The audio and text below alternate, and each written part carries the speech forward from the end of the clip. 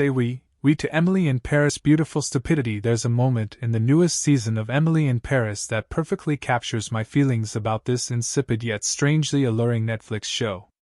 The titular Emily, Lily Collins, and her friend/love rival Camille Razat, find themselves feuding in Claude Monet's garden in Giverny, outside Paris.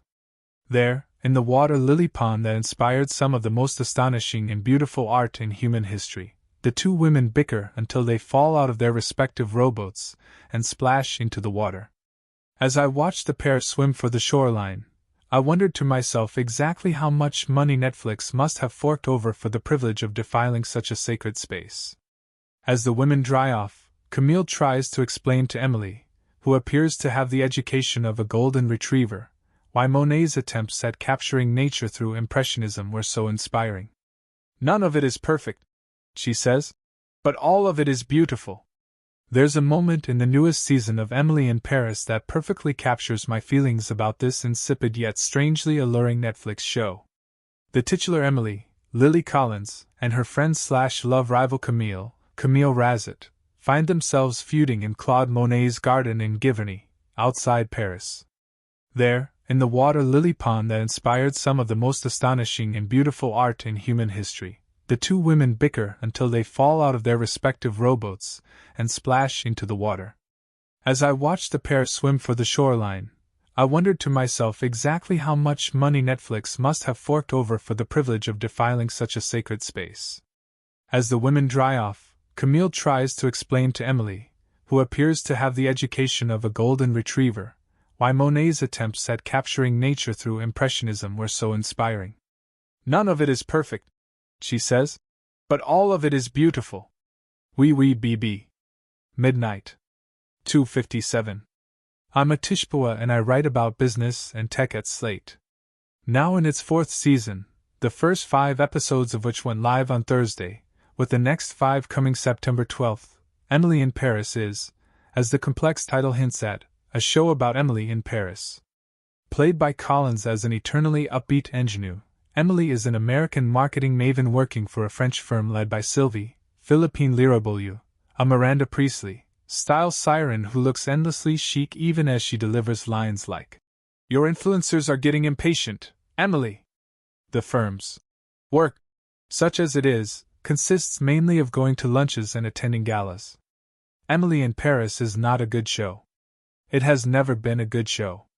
Its stars know that it's not a good show, none more so than its French stars, who at first seemed somewhat embarrassed about participating in something so laden with cheap stereotypes, but who now seem to have turned off the parts of their brains that feel shame. But unlike much of the slop Netflix regularly churns out to fill the content void, Emily in Paris seems possessed of the self-awareness that it's not a good show. Its creators appear stubbornly determined to keep things as pretty, light-hearted, and smooth-brained as Emily herself. This is television that wants you to have fun. Its cast is made up of cartoonishly gorgeous people who frequently kiss one another. Its characters never repeat an outfit or make a logical decision. It is stacked with more stunning aerial shots of Paris than the 2024 Olympics opening ceremony. None of it is perfect, but my God is it pretty. Our heroine, Emily, is not a complicated person. She's interested in men, well, just 2 specifically, the hunky English banker Alfie, a buff and thankfully frequently shirtless Lucien Laviscount, and the dreamy French chef Gabriel, Lucas Bravo, who appears to have been designed in a laboratory dedicated to Gallic good looks, and she's interested in her seemingly never-ending collection of couture that she somehow stores in the tiny apartment she shares with her friend Mindy. Ashley Park. Despite living in Paris for some time now, she has picked up barely any of the language, which doesn't matter because everyone speaks English to her anyway, correctly assuming she's an idiot. To quote Home Alone, she is among what the French call less incompetence. And yet the show presents Emily as some sort of social media savant, a Don Draper for the digital age capable of devising incredible brand campaigns that leave all her colleagues and clients floored by her genius. More often than not, these ideas simply involve a hashtag and throwing a lavish party. How is this a brand extension for the fragrance? One character asked this season about a planned masquerade ball, in a moment of clarity that feels as if he is seeing color for the first time. The skepticism is quickly quashed, and the ball appears to crush the agency's KPIs of, I don't know, number of influencer photos taken with a perfume bottle. The show borrows heavily from creator Darren Star's previous series, including Sex and the City, but it stars Younger, with which it shares the most DNA. Like Younger, Emily in Paris started with a singular conceit about a woman's professional life. Sutton Foster's Liza is pretending to be young. Emily is, in Paris. That becomes less central to the series over time. Indeed, although the first season of Emily in Paris was so full of clichés about the French that it could have sparked a diplomatic incident, the show has, mercifully, largely moved on by now. If anything, most of the cultural observations this season are about the US. One character smugly brags to Emily that abortion is still legal in France, while another bemoans that they won't be receiving any public funding for their band.